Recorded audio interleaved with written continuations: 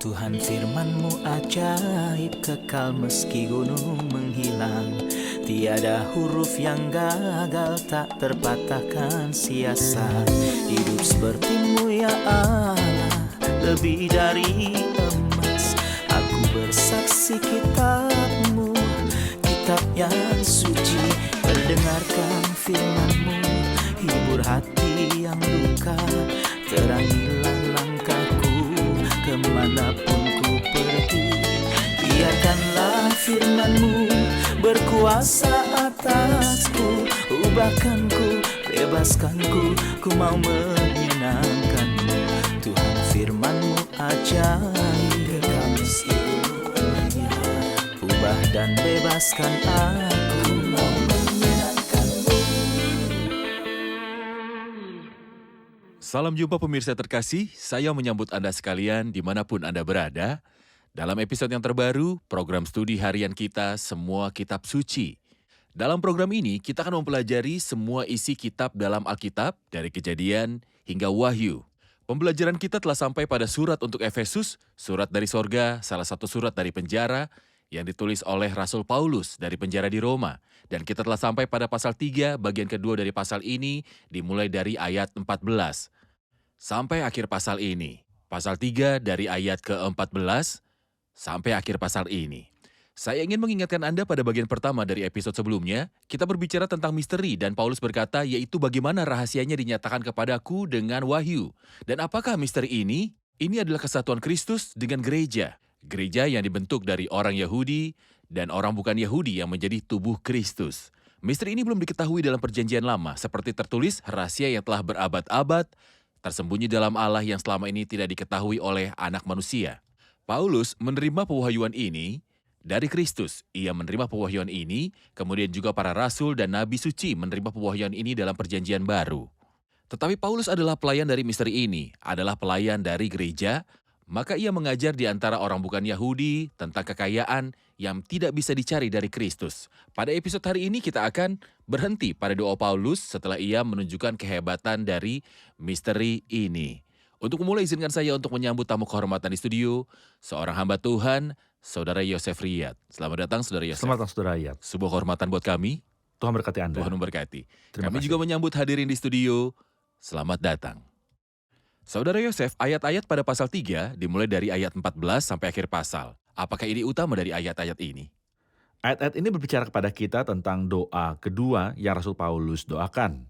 Ia berdoa pada pasal 1 dan berdoa untuk kedua kalinya pada pasal 3. Doa pertama ditujukan kepada Allah dari Tuhan Yesus Kristus. Doa ini ditujukan kepada Bapa dari Tuhan Yesus Kristus.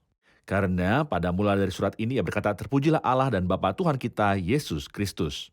Maka ia mengatakan bahwa Allah memiliki dua sifat atau dua hubungan sebagai Allah dari Kristus dan sebagai Bapa dari Tuhan Yesus Kristus. Sebagai Allah dari Tuhan Yesus Kristus karena ia berbicara tentang Kristus sebagai manusia. Ia memanjatkan doa pertamanya yang dicatat pada pasal 1.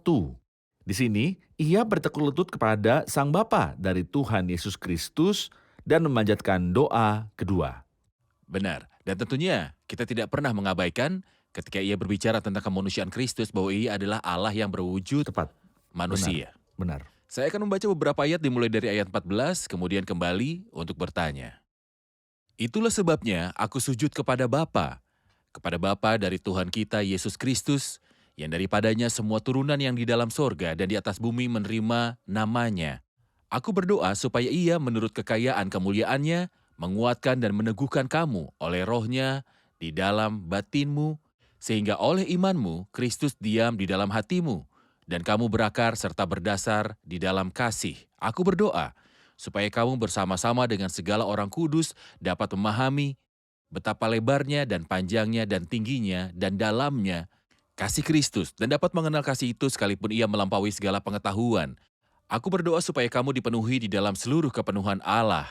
Bagi Dialah yang dapat melakukan jauh lebih banyak daripada yang kita doakan atau pikirkan, seperti yang ternyata dari kuasa yang bekerja di dalam kita. Bagi Dialah kemuliaan di dalam jemaat dan di dalam Kristus Yesus, turun-temurun sampai selama-lamanya. Amin. Untuk alasan apakah Paulus bertekuk lutut kepada Bapa dari Tuhan kita, Yesus Kristus. Jika kita kembali ke ayat 1 dari pasal ini, itulah sebabnya aku ini Paulus, orang yang dipenjarakan karena Kristus Yesus untuk kamu, orang-orang yang tidak mengenal Allah. Ia mengulang ekspresi ini sekali lagi pada ayat yang ke-14 karena Rasul Paulus mengungkapkan misteri, ia dipenjarakan karena Kristus Yesus. Karena orang Yahudi tidak mentoleransi kasih karunia, maka ditujukan kepada orang bukan Yahudi. Tapi itulah sebabnya aku sujud dengan hati dan pemujaan yang melimpah kepada Sang Bapa yang bermaksud demikian. Karena semua yang telah ia tunjukkan dari kekayaan dari misteri ini, Benar, maka ia bertekuk lutut. benar. Ia berkata pada ayat 15 yang daripadanya semua turunan yang di dalam surga dan di atas bumi menerima namanya. Mohon jelaskan ayat 15, apa arti dari yang daripadanya semua turunan yang di dalam surga dan di atas bumi menerima namanya? Sudah jelas bahwa ada banyak keluarga di surga dan keluarga di dunia. Kita tahu keluarga di dunia karena kita termasuk duniawi. Kita hidup di dunia. Dan kita tahu bahwa ada banyak keluarga, manusia, dan keluarga negaraan. Dan kita tahu pembicaraan ini adalah hal yang sama di dalam surga. Bukan hanya satu keluarga, tapi berbagai keluarga dan juga banyak. Dan tentunya kita tidak memiliki pengalaman yang cukup, walaupun Alkitab sudah menjelaskan aspek dari subjek ini kepada kita. Tapi kita tahu secara pasti bahwa surga penuh dengan keluarga dan bahwa dunia juga penuh dengan keluarga. Siapa yang beri nama kepada tiap keluarga di surga dan di dunia? Bapalah yang memberikan nama kepada mereka. Dan apakah arti dari menerima namanya? Nama berarti dua hal. Hal pertama, dia memiliki kekuasaan. Maka kita lihat sebagai contoh bahwa Nebukadnezar telah memberikan nama-nama kepada 3 anak muda dan Daniel. Dan kita lihat bahwa Firaun memberikan nama kepada Yusuf dan menamakannya Zabnat Paaneah. Dan kita lihat bahwa Adam saat berada di taman memberikan nama kepada hewan-hewan. Bahkan ketika ia menemukan istri, di samping dia, ia berkata dia dinamakan perempuan karena dia diambil dari laki-laki. Kemudian ia menamakan dia Hawa karena dia adalah ibu dari segala yang hidup. Yang saya ingin katakan adalah siapa yang memiliki kuasa untuk memberikan nama. Seolah Sang Bapa adalah dia yang memiliki kuasa atas setiap keluarga di surga dan di dunia. Memberikan nama bukan hanya berarti kuasa, tapi juga persetujuan. Artinya, ketika saya menyetujui sesuatu atau seorang, saya menamakan dia dan juga sebaliknya. Ketika ia berkata pada Mazmur 16, juga tidak akan menyebut-nyebut nama mereka di bibirku. Artinya, saya tidak memiliki hubungan ataupun persahabatan. Seolah para rasul di sini berkata bahwa Sang Bapa yang memberikan nama sebagai pemilik dari kuasa dan dengan siapapun yang cocok dengan masing-masing keluarga. Karena ada keluarga yang tidak cocok dengan Sang Bapa yang adalah keluarga iblis. Bukan untuk mereka. Bukan juga karena ia khawatir tentang mereka. Rasul Paulus bertekuk lutut, tapi yang daripadanya semua turunan di dalam surga dan di atas bumi menerima namanya, dan ia tidak menyebutkan mereka yang ada di dunia. Benar, Anda telah menyebutkan bahwa ada keluarga yang nyata di dunia dan mereka dikenal. Mungkin keluarga di sorga, dan untuk kita manusia yang sudah pergi ke sorga, ada orang percaya dari perjanjian lama dan mereka juga adalah bagian dari gereja di sana. Ya. Dan sehubungan dengan melayani, roh, malaikat, ada kerubim, ada serafim, maka memang Dan juga ada keluarga. pemerintah dan penguasa dan ada Benar. juga banyak. Ya. Yang daripadanya semua turunan yang di dalam sorga dan di atas bumi menerima namanya. Aku berdoa supaya ia menurut kekayaan kemuliaannya menguatkan dan meneguhkan kamu oleh rohnya di dalam batinmu. Mohon berikan komentar tentang tujuan dari doa ini, Saudara Yosef. Seseorang mengatakan ekspresi yang indah, ia berkata, Sang Bapa tidak memberikan kita kekayaan dari kemuliaannya, tapi sesuai dengan kekayaan dari kemuliaannya. Dan ia memberikan analogi indah. Ia berkata kalau ada seorang kaya, seorang miliarder, memberikan sedikit koin atau sedikit uangnya kepada pengemis, maka ia memberikannya kekayaan dan kemuliaannya. Tetapi tidak dikatakan bahwa orang ini memberikan berdasarkan kekayaan dari kemuliaannya. Karena jika ia akan memberikan pengemis berdasarkan dari kekayaan kemuliaannya, ia tidak akan memberikan pengemis sedikit uangnya. Tapi ia akan memberikan ratusan juta. Karena ia memiliki sangat banyak. Sang Bapa tidak memberikan kita kekayaan dan kemuliaannya. Tapi ia memberikan kita sesuai dengan kekayaan dari kemuliaannya. Tapi ia memberikan kita sesuai dengan kekayaan dan kemuliaannya. Maka ia khawatir dengan menikmati dalam doa ini. Ia tidak hanya khawatir akan kita mengetahui apa milik kita seperti doa pertama, tapi juga menikmati apa yang telah menjadi milik kita, dan ini adalah tema dari doa kedua. Kita akan melanjutkan tentang tujuan dari doa ini, menguatkan dan meneguhkan kamu oleh rohnya di dalam batinmu. Tetapi kita lanjutkan setelah rehat. Amin. Pemirsa terkasih, kami akan segera kembali setelah rehat. Doa Paulus dalam Efesus pasal 1 dibandingkan dengan doa Paulus dalam Efesus pasal yang ketiga Di pasal pertama ia berkata Kristus Yesus oleh kehendak Allah. Di pasal ketiga ia berkata kepada Bapa dari Tuhan kita, Yesus Kristus. Di pasal pertama, elemen yang sangat jelas adalah kemuliaan. Di pasal ketiga adalah kasih. Di pasal pertama ia fokus pada kekuatan yang telah bekerja melalui kita. Di pasal ketiga melalui bekerja di dalam kita. Di pasal pertama Allah adalah cahaya, maka ia menginginkan penerangan dan pengetahuan untuk mereka. Di pasal ketiga Allah adalah kasih, maka ia menginginkan kasih untuk mereka.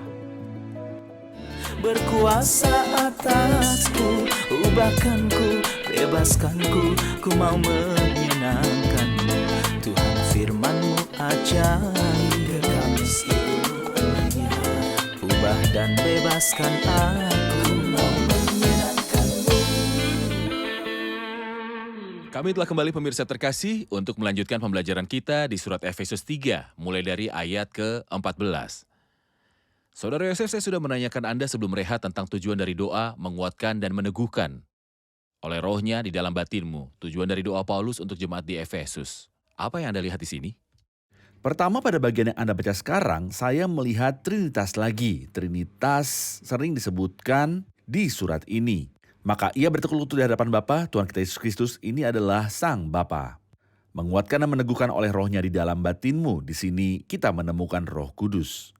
Kemudian, sehingga oleh imanmu Kristus diam di dalam hatimu. Ini adalah Kristus yang adalah anak Allah. Maka seolah doa itu ditujukan kepada Sang Bapa.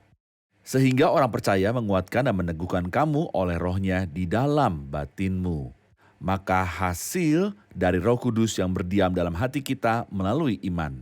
Ia tidak akan membiarkan kita melakukan keajaiban dan mujizat, tapi akan membiarkan Kristus bertahta dan mengisi dalam kita. Maka Kristus tinggal dalam hatimu melalui iman.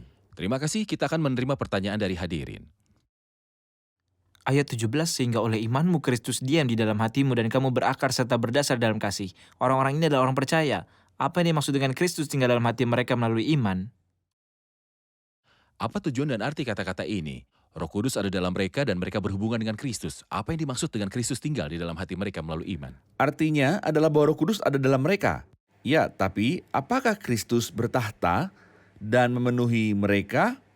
Pekerjaan dari Roh Kudus seperti yang telah disebutkan bukan untuk memberikan kita kekuatan yang terpisah dari Kristus, tetapi untuk membuat Kristus mengisi mereka, sehingga saya tidak memiliki apa-apa untuk dilakukan atau pikirkan kecuali orang yang tinggal melalui iman bertahta mengisi dan bertahta atas diri saya. Jadi ini bukan tinggal secara penghuni, tetapi ia menemukan kenyamanan. Ya, Artinya bahwa Kristus melalui Roh Kudus menemukan posisinya dan tempatnya dan kuasanya untuk mengisi hati. Roh Kudus tinggal diam di dalam hati.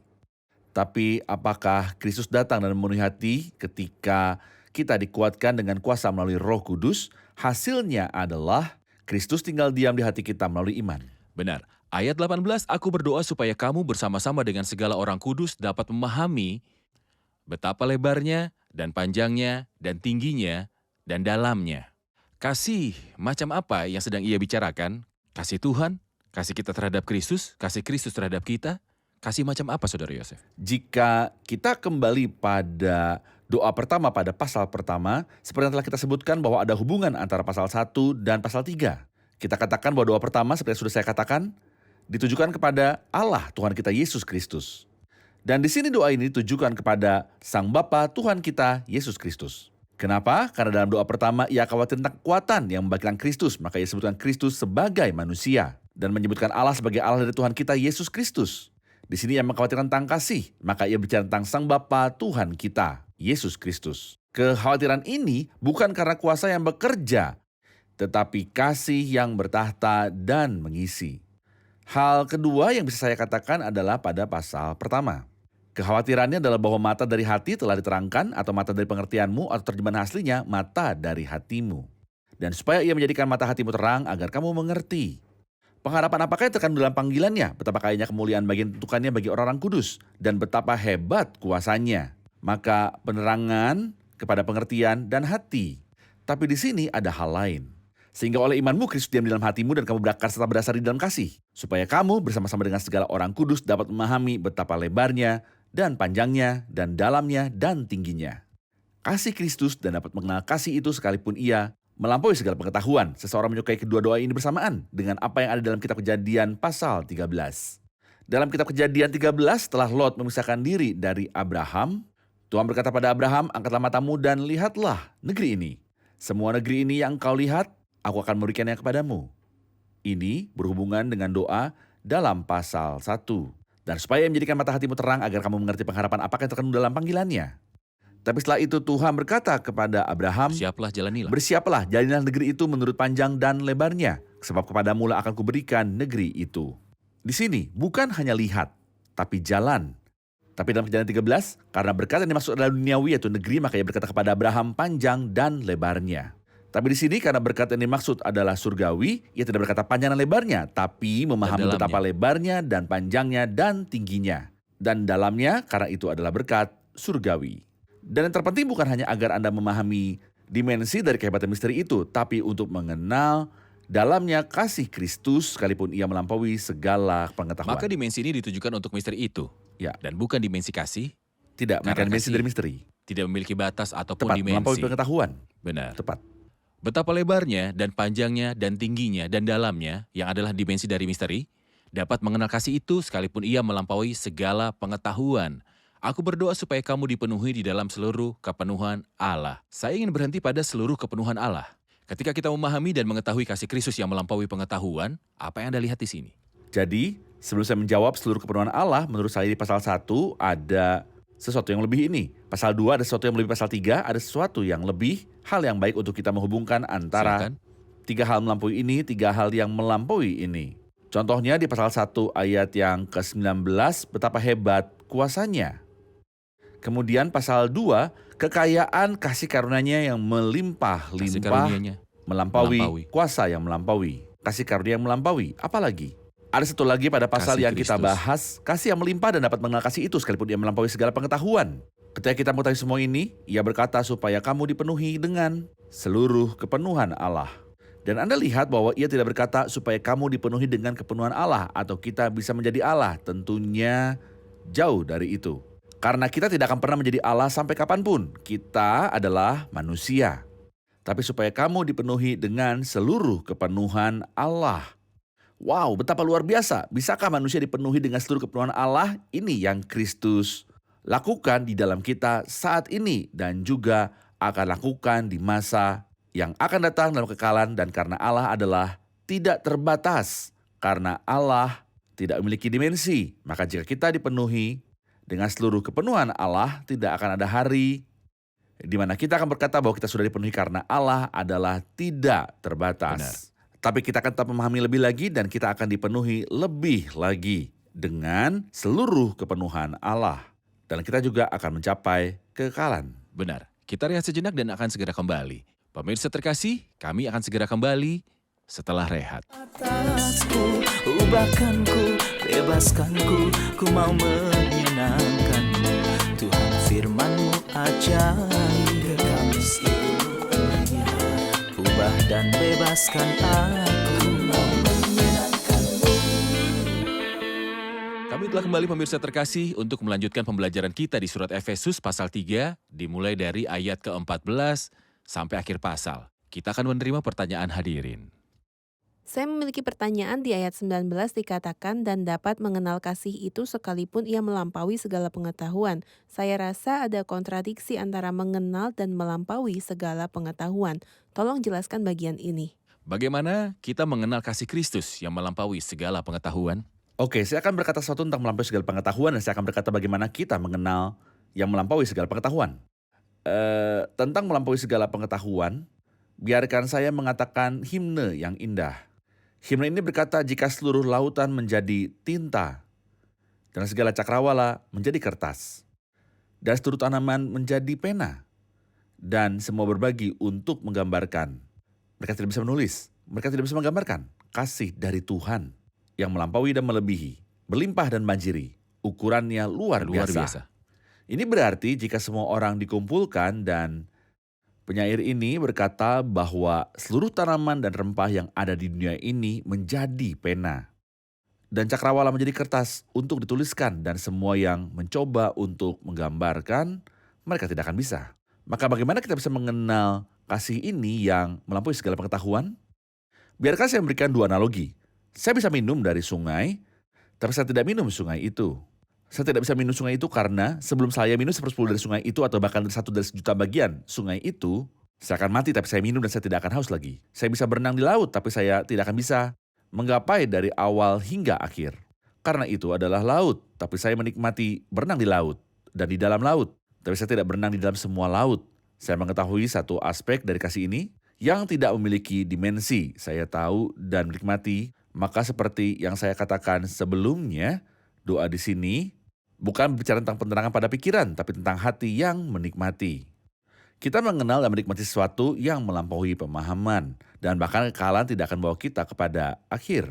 Benar, terima kasih penjelasannya. Ayat 20 benar-benar telah menjadi penyemangat bagi puluhan, bahkan ratusan, bahkan ribuan orang percaya di sepanjang masa. Sementara mereka bernyanyi tentang Allah yang perkasa. Bagi dialah yang dapat melakukan jauh lebih banyak daripada yang kita doakan atau pikirkan, seperti yang ternyata dari kuasa yang bekerja di dalam kita. Bagi dialah kemuliaan di dalam jemaat dan di dalam Kristus Yesus, turun-temurun sampai selama-lamanya. Amin. Ke arah manakah kuasa Allah bekerja, Saudara Yosef?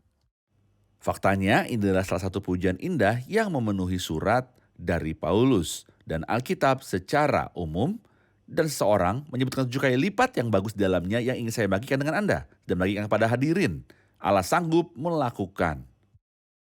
Allah sanggup melakukan apa yang kita minta. Allah sanggup melakukan apa yang kita pikirkan. Allah sanggup melakukan apa yang kita minta atau pikirkan. Allah sanggup melakukan di luar batas yang kita minta atau pikirkan. Allah sanggup melakukan jauh lebih banyak dari yang kita minta atau pikirkan. Ketujuh dan terakhir, Allah sanggup melakukan jauh lebih banyak daripada yang kita doakan atau pikirkan. Seperti di mana ia bekerja dan arahnya, menurut saya ayat selanjutnya menjelaskan ini. Bagi dialah kemuliaan di dalam jemaat. Di dalam Kristus Yesus, ia bekerja agar namanya dimuliakan menggunakan cawan yang lemah seperti saya dan Anda. Apakah mungkin bahwa kita bisa mengagungkan Allah? Bisakah kita? Kita tidak bisa kalau sendiri. Tapi Allah sanggup melakukan apa yang kita minta, melakukan apa yang kita pikirkan. Melakukan apa yang kita minta dan pikirkan. Melakukan jauh lebih banyak daripada yang kita minta atau pikirkan. Melakukan jauh lebih banyak daripada yang kita minta atau pikirkan untuk melakukan jauh lebih banyak daripada yang kita minta atau pikirkan. Dua kata terakhir dalam ayat 21, bagi dialah kemuliaan di dalam jemaat dan di dalam Kristus Yesus turun-temurun sampai selama-lamanya. Amin. Saya butuh komentar Anda tentang bagaimana gereja bisa menunjukkan dan mendemonstrasikan keagungan Allah atau Allah yang agung melewati berbagai zaman. Dan ini bawa kita saudara ayat kepada awal mula dari surat ini ketika ia berkata, sebab di dalam dia Allah telah memilih kita sebelum dunia dijadikan. Apa buktinya bahwa Israel telah dipilih? Bahwa telah dipilih sebagai negeri dari sebelum dunia dijadikan? Apa perbedaan antara memilih kita sebelum dunia dijadikan dan memilih Israel dari sebelum dunia dijadikan? Apakah ini hanya pilihan belaka? Tidak. Memilih Israel dari sebelumnya dijadikan artinya bahwa ketika kesudahan waktu, tidak akan ada lagi Israel, hanya ada Allah dan orang-orang. Lihatlah kemah Allah ada dengan manusia. Tapi ketika kesudahan waktu karena memilih kita pada kekekalan, maka ini gereja adalah akan kekal. tetap turun-temurun sampai selama-lamanya. Yang artinya kekekalan akan ada Allah dan manusia. Maka siapakah kita? Allah atau manusia? Tentunya kita bukan Allah. Dan kita juga bukan Kita manusia, adalah kemah Allah kita dengan adalah manusia. kemah Allah. Lihat, kemah Allah ada dengan manusia. Dan inilah mengapa kemuliaan akan tetap untuk Allah. Bagaimana? Melalui gereja. Bagaimana? Oleh Kristus Yesus. Maka Allah dalam gereja oleh Kristus Yesus kepada dialah kemuliaan turun-temurun sampai selama-lamanya, yaitu kekekalan yang tidak ada akhirnya. Dan di sini sekali lagi kita bersujud di hadapan sesuatu yang melampaui persepsi untuk memahaminya. Tentunya agar hadirin tidak bingung ketika kita berkata kekekalan akan ada manusia dan ada Allah dan ada gereja sebagai kemah dari Allah dengan manusia, kita ingin mengatakan bahwa setelah kerajaan milenial, ketika sorga dan dunia semua berlalu, dan ketika Allah menciptakan surga dan dunia yang baru, agar penduduk dari kerajaan milenial akan dipindahkan kepada dunia yang baru, dan ini dinamakan manusia, tetapi gereja akan tetap berada di kemah Allah, dengan semua orang dari berbagai generasi selama-lamanya. Benar, artinya dalam kerajaan milenial ada orang-orang. Dan ada juga Israel, benar? Tapi dalam kekekalan, apa yang akan terjadi kepada mereka semua? Mereka akan menjadi manusia. Benar. Tapi kita akan tetap dipisahkan selama-lamanya. Bagaimana? Lihatlah, kemah Allah ada Dengan manusia. dengan Dan ini manusia. adalah kemuliaan dari gereja oleh Kristus kepada seluruh Benar. generasi selama-lamanya. Tuhan Benar. memberkati Anda. Terima kasih Saudara Tuhan Yosef. berkati Anda. Kita akan dengarkan komentar dari hadirin. Apa yang telah Anda pelajari di episode ini? Hal yang membuat perbedaan besar bagi saya adalah Allah memberikan kita kekayaan dari kagungannya, bukan semata-mata kekayaannya saja. Yang menyentuh saya adalah kepada Dialah kemuliaan dalam jemaat. Ini adalah sesuatu yang harus membuat kita sadar bahwa kita sebagai gereja harus menunjukkan kemuliaan Allah dalam kita, dan ini tidak bisa dipisahkan dari kita harus selalu ada dalam hadiratnya. Ini sesuatu yang menyemangati kita bahwa Allah sanggup melakukan tanpa batas. Dikatakan yang dapat melakukan jauh lebih banyak daripada yang kita doakan atau pikirkan, seperti yang ternyata dari kuasa yang bekerja di dalam kita. Petrus? Sangat menyentuh saya bahwa Allah peduli tentang hati terdalam saya ketika dikatakan menurut kekayaan kemuliaannya menguatkan dan meneguhkan kamu oleh rohnya di dalam batinmu. Allah mengerti kelemahan kita sebagai manusia dan seringkali kita tidak bisa melanjutkan jalan kita. Tapi Rasul Paulus di sini berdoa sehingga Tuhan kiranya menguatkan kita dengan kekuatannya melalui Roh Kudus yang ada dalam diri manusia. Terima kasih Tuhan berkati. Terima kasih Saudara Yosef. Kita lanjutkan diskusi di episode selanjutnya. Amin. Pemirsa terkasih, pada akhir pembicaraan kita tentang kekayaan tak terbatas ini, saya ingin meninggalkan kata-kata manis ini untuk Anda yang dikatakan tentang Allah. Bagi Dialah yang dapat melakukan jauh lebih banyak daripada yang kita doakan atau pikirkan. Seperti yang ternyata dari kuasa yang bekerja di dalam kita, bagi Dialah kemuliaan di dalam jemaat dan di dalam Kristus Yesus turun-temurun sampai selama-lamanya. Amin. Seluruh kekuatan Allah bekerja untuk kita dan ada di sisi kita, dan kita memiliki lebih banyak daripada yang kita minta atau pikirkan.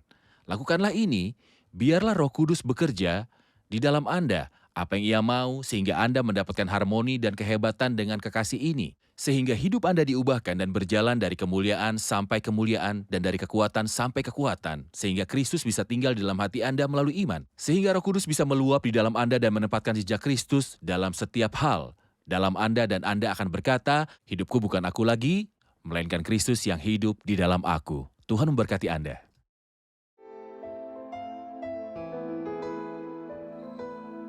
Tuhan firman-Mu ajaib, kekal meski gunung menghilang. Tiada huruf yang gagal, tak terpatahkan siasat. Hidup seperti-Mu ya Allah, lebih dari emas. Aku bersaksi kitab-Mu, kitab yang suci. Mendengarkan firman-Mu, hibur hati yang luka. Terangilah langkahku kemanapun ku pergi. Biarkanlah firman-Mu berkuasa atasku. Ubahkanku, bebaskanku, ku mau menyenangkan-Mu. Tuhan firman-Mu ajaib, ubah dan bebaskan aku.